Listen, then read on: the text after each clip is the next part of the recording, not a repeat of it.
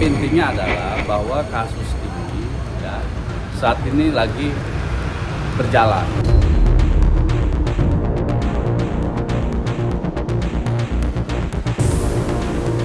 Dikenakan pidana, ya pidananya minimal 5 tahun lah ini. Bisa ditahan kok kalau tersangka bisa ditahan kok.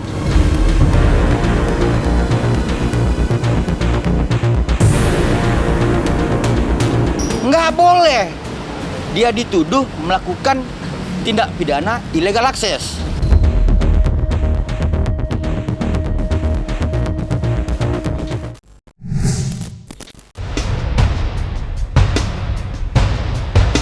Geliat perjuangan hukum Nikita Mirzani lagi-lagi harus menemui jalan buntu. Pasalnya, permohonan kasasi terkait kasus dugaan pemerasan dan tindak pidana pencucian uang yang ia ajukan telah resmi ditolak oleh Mahkamah Agung pada hari Jumat, tanggal 13 Maret 2026 kemarin. Tolak kasasi terdakwa.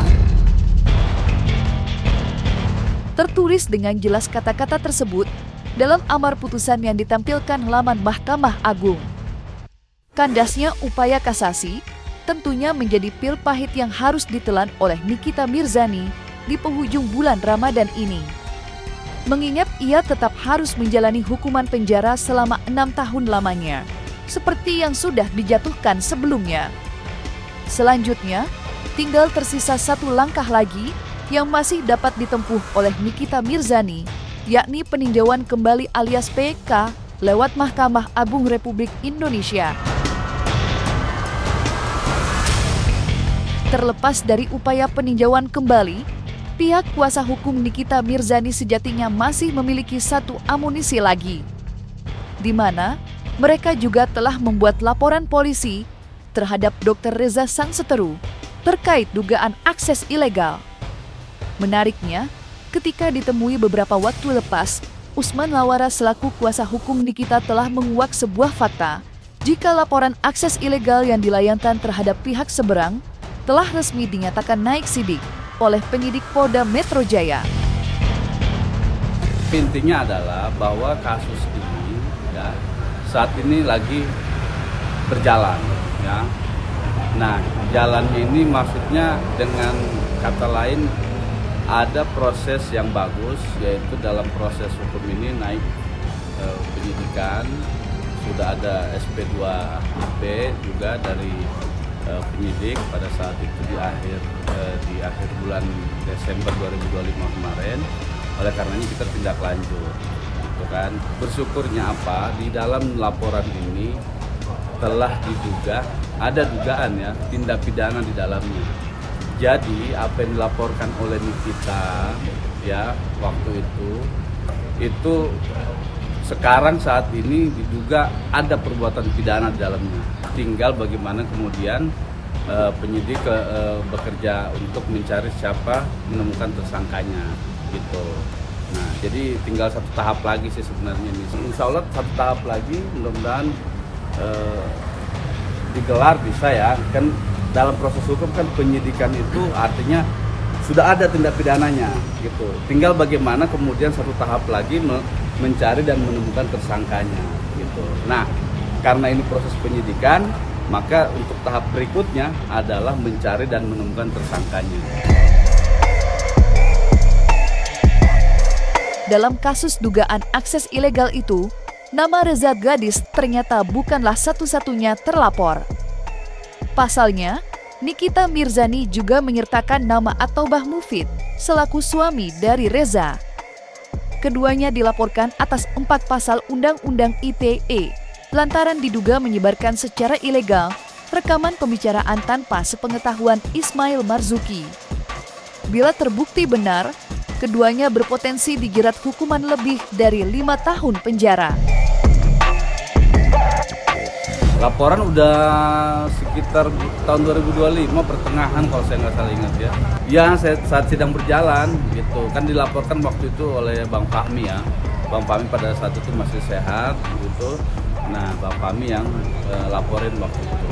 Dia terlapornya RG dan suaminya berdua karena mereka yang merekam mereka yang menyebarkan secara ilegal gitu, tidak ada sepengetahuan dari Mail gitu kan, tidak persetujuan dari Mail juga, mereka yang sebar, mereka yang rekam, mereka yang kirim, mereka pula yang lapor gitu kan. Jadi sudah diatur sama mereka sedemikian rupa ya, supaya permasalahan ini bisa menjerat di kita gitu.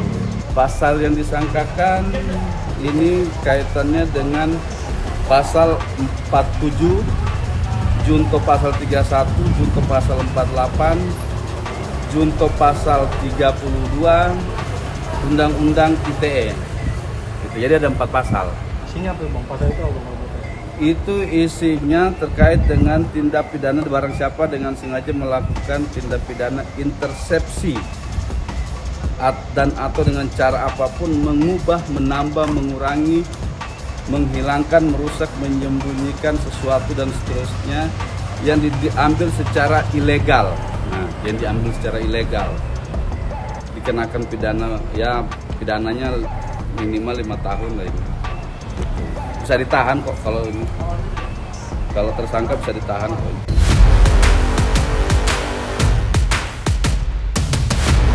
Kabar naik sidik laporan akses ilegal Nikita tentunya telah sampai pula ke telinga pihak kuasa hukum Reza Gladys, yakni Julianus Paulus Sembiring.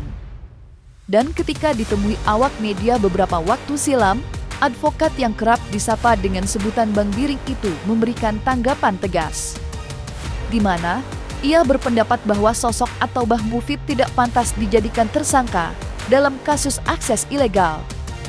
Sebab aksi perekaman yang ia lakukan bertujuan untuk mencari bukti dari sebuah tindakan pidana. Julianus pun mengaku siap untuk membuktikan semua itu.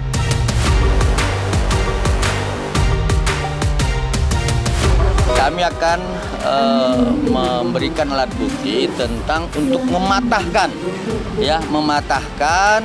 yang sekarang sedang beredar, yang disebut illegal access ya, seperti itu. Jadi kalau kemudian ya seseorang ingin membuktikan sebuah dugaan tidak pidana kemudian dituduh melakukan tindak pidana, negara kita ini akan hancur.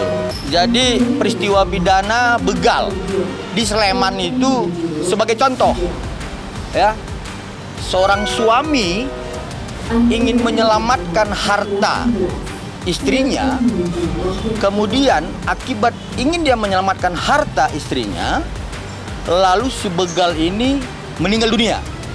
Ya itu bukan dua peristiwa pidana, ya itu harus dipahami. Begitu juga sebaliknya dengan posisi klien kami. Dr. Mufid sebagai terduga kedua ingin menyelamatkan ya istrinya dari dugaan tindak pidana pemerasan. Ya. Kemudian nggak boleh dia dituduh melakukan tindak pidana illegal access. Ya ini satu peristiwa pidana yang satu, bukan dua ya. Satu ya. Ingin membuktikan adanya dugaan tindak pidana ya yang dilakukan oleh terdakwa Nikita Mirzani, terdakwa Ismail Marzuki, dan kalau kita lihat dari putusan Judis Fakti tingkat banding, ada pertimbangan hakim diinisiasi ya, nanti kami akan buka dalam pembuktian ya. Jadi minggu depan kami akan menyerahkan bukti yang autentik itu ya, bukan bukti yang sepihak yang harus mendapatkan dukungan alat bukti yang lain ya. Ini kita autentik, kemudian membuktikan bahwa perbuatan melawan hukum itu adalah dilakukan oleh si penggugat, bukan klien kami. Sementara itu, seni pertempuran hukum antara Nikita Mirzani dan Reza Gladys juga terjadi di ranah perdata. Seperti diketahui, wanita yang akrab disapa dengan sebutan Aminiki itu juga telah melayangkan gugatan perdata perbuatan melawan hukum dengan tuntutan ganti rugi ratusan miliar. Hingga detik ini, babak persidangan juga masih berjalan dengan panas. Terbaru, muncul kekecewaan dari pihak Reza yang menyebut gugatan ini salah sasaran. Oleh karena itu, pihak Reza pun melayangkan gugatan rekonvensi alias gugatan balik guna menimbani gugatan awal. Ini kan gugatannya perbuatan melawan hukum. Ya. Hukum itu kan banyak. Ada hukum perdata, ada hukum pidana, ada ITE, banyak ya hukum ya. Kemudian masalah illegal access katanya. Mereka memasukkan pasal undang-undang ITE. Ya. Sekarang pertanyaannya, perbuatan melawan hukum pidana kah atau perdata? Kalau perbuatan melawan hukum pidana itu lapor ke polisi. Ya. Kalau perbuatan hukum pidana, kalau memang legal access itu adalah masuk ke perbuatan hukum pidana, pelanggaran hukum pidana, jangan dimasukkan dalam gugatan perdata. Karena yang masuk perbuatan melawan hukum perdata, hukum apa di hukum perdata itu yang dilanggar. Ya. Jadi kalau nggak ada di hukum perdata yang dilanggar, yang ada di hukum pidana, ya masuknya ke ranah kepolisian, bukan ke dalam gugatan. Hukum itu banyak, ada hukum perdata, hukum pidana, ITE dan lain-lain ya. Jadi kalau bilang perbuatan melawan hukum apa? Ya jelas ya. Hukum pidana, hukum perdata. Kalau yang saya tahu legal access itu hukum pidana. Jangan dimasuk-masukkan ke perdata. Nggak ada pasal perdata yang legal access. Ya, supaya paham ya. Jadi jangan asal-asal bikin PMH lah, malu kita. Kekecewaan dan rasa tidak terima pihak Reza yang tertuang jelas dalam gugatan rekonvensi sontak balik dibantah oleh pihak Nikita. Usai menjalani agenda sidang sebelumnya, pihak Nikita pun coba menjawab itu semua. Menurut pihak Nikita, Reza telah salah mengartikan aksi hukum ini. Argumen salah sasaran yang dituturkan pihak seberang pun ditangkis dengan sigap oleh pihak Nikita. Lantas, seperti apa jawaban mereka atas komentar pihak Reza Gladys? Ini perbedaan yang membedakan supaya teman-teman paham nih apa bedanya pidana dengan perdata. Nah, mereka ini sebenarnya dari di dalam gugatan rekonvensi itu adalah copy paste dari dakwaan. Copy paste dari dakwaan. Terus kemudian copy paste dari putusan 362 dan 363. Nah, padahal itu ranahnya berbeda, pidana dan perdata. Kalau bicara namanya unsur mereka mendudukan unsur pemerasan ya. Satu, belum ada putusan yang berkekuatan hukum tetap yang menyatakan Nikita Mirzani dan Ismail Beruku bersalah. Ya kan? Nah, kemudian ini sedang proses upaya kasasi. Belum final banding. Nah, yang ketiga, di dalam hukum itu ada namanya ajas hukum praduga tak bersalah. Ya, presumption of innocence ya.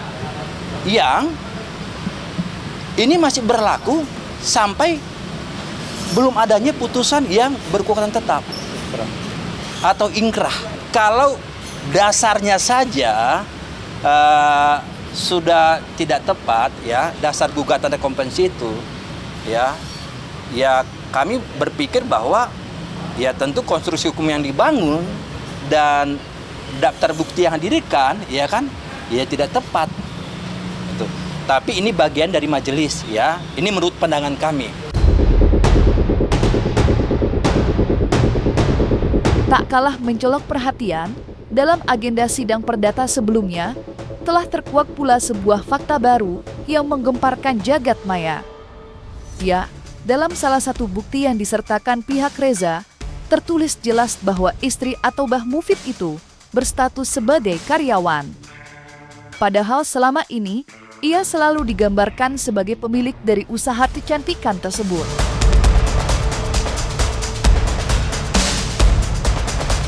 Setelah tadi kami periksa ya daftar bukti surat yang dihadirkannya, kan itu ada 5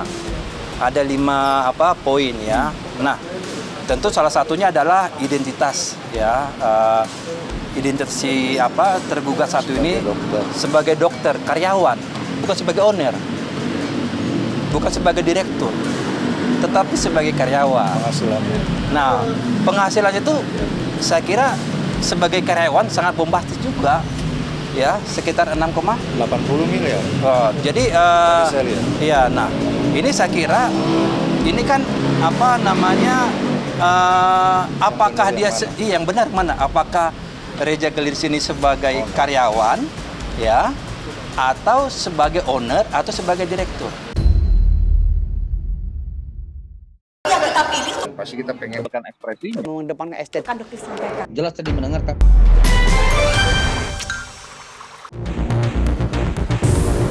Dan jangan lupa untuk like, subscribe dan juga share channel YouTube Cumi Cumi.